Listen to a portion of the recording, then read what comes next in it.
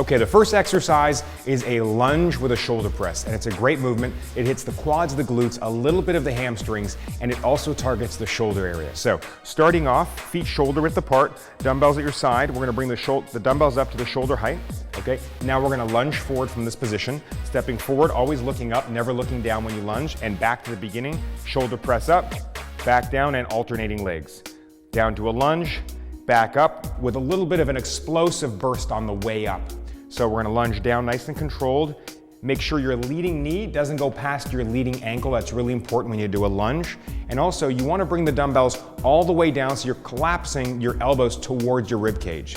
You don't wanna just bring them halfway, and you don't wanna let the weights fall out away from your body. Keeping your fists right above your elbows, keeping your knees right above your laces, and you've got a great exercise.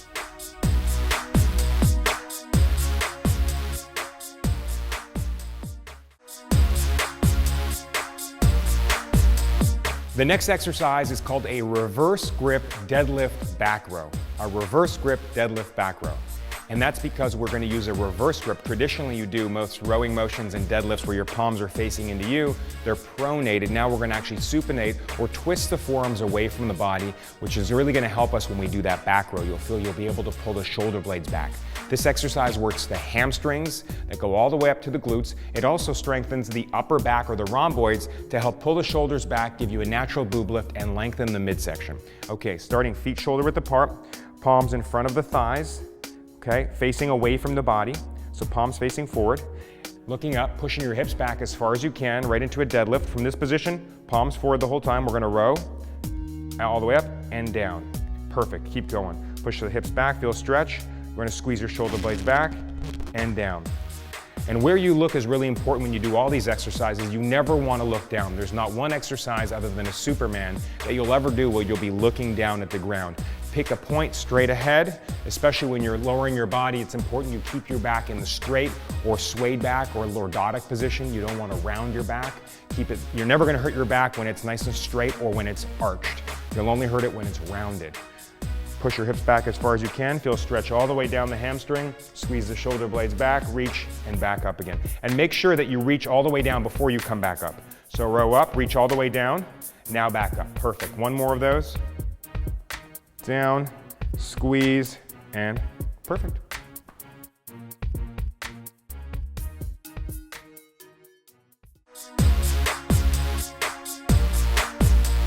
All right, this next exercise is a side bend with a hammer curl. So it tones and tightens the love handle area, the obliques, and it also works the bicep and a muscle called the brachioradialis right along the forearm. And this is important if you want to open up a jar of pickles or something. All right, so left fingertips against your temple like you're saluting forward, dumbbell on the right side. And the first thing we're gonna do is we're gonna stretch out the left obliques by tilting over and then squeeze the obliques as we curl the bicep up at the same time. So big stretch on the way down, curl it on the way up. Stretch on the way down and curl on the way up. Make sure you get a full range of motion with those obliques, so when you're at the bottom of the range of motion, your left elbow is pointing up to the ceiling and then the left elbow down to the ground. Left elbow up to the ceiling at 12 o'clock, down to 6 o'clock. Do about 20 of these. You're gonna feel a real burn in your side. Switch sides and do the same amount on the other side.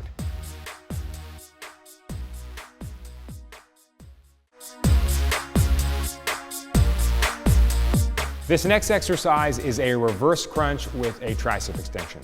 So it gets to tone and tighten the back of the arms with the tricep area, and it works the ab muscles, the rectus abdominis, from the pelvis all the way up to the rib cage as you do a reverse crunch. Sometimes this can be difficult from a coordination perspective. It's like rubbing your belly and scratching your head at the same time. Break it down. First practice your tricep extension, then practice your reverse crunch, then try them together. We're gonna start off trying them together right away. So in position. And as you extend the weights up towards the ceiling, you're gonna roll your knees in towards your chest. Reverse crunch and tricep extension, both at the same time. Make sure you whistle while you work. Breathe out when you do the work. Breathe out when your arms come up to the ceiling, and when your knees come into your chest, breathe in as you bring the weights and the knees away from each other. Breathe out and breathe in. We'll do 2 more of these. One more, and down all the way. Make sure you pick a soft surface to do this on, like a carpet or a mat. Otherwise, it might bother your tailbone if you do it on a hard floor.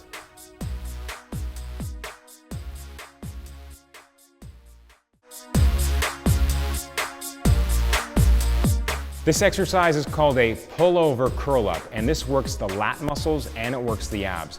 And the area that it works in the upper body, that lat area, if you want to reach straight back for a second, you'll feel a stretch right through this area here. If you're wearing a strapless dress, the bit of flesh that comes up that bothers you sometimes, well, this is going to address that, and it's also going to get the tummy at the same time.